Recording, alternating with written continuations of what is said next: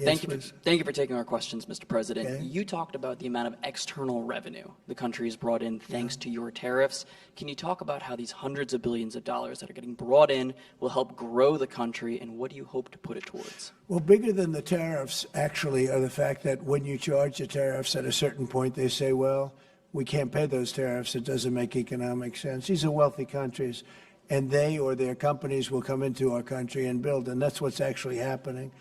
If you had a very low tariff, there'd be no incentive to do that. If you have no tariff, like we used to have, which is so stupid, it's not even believable, but then obviously they make their product, the product in their country.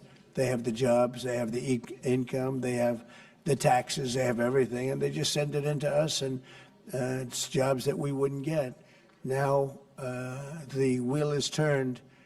And what we're doing is, more important, we're taking in hundreds of billions of dollars, money that we've never seen before. But more important than that, we have a lot of people that would rather not have to pay that. So they're coming in and they're building plants. AI, we're leading everybody, including China, by a lot with AI. They're building their own plant. You heard me say yesterday, they're building their own electric generating plants to go along with the factories or plants that they're building. If they want to do that, we're getting them fast approvals, very fast turnarounds. They're using mostly natural gas to start off, but they're using coal. They have the right to use coal. They have the right to use nuclear. Nuclear's come a long way in the last 5 years.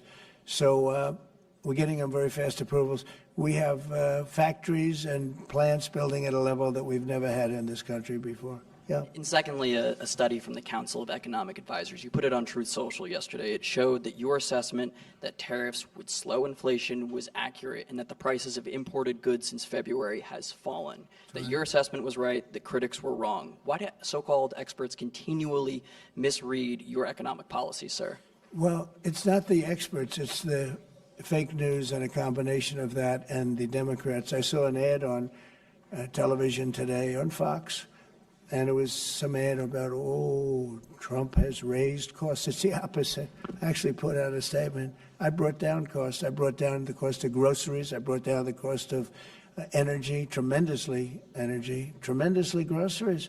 If you remember my first week in office, the press was screaming at me about the cost of eggs. They were 4 times higher than they were just a short time ago. That was caused by Biden and stupid policies, and we got that down, and by Easter, it was normalized, and now it's actually even at a lower price.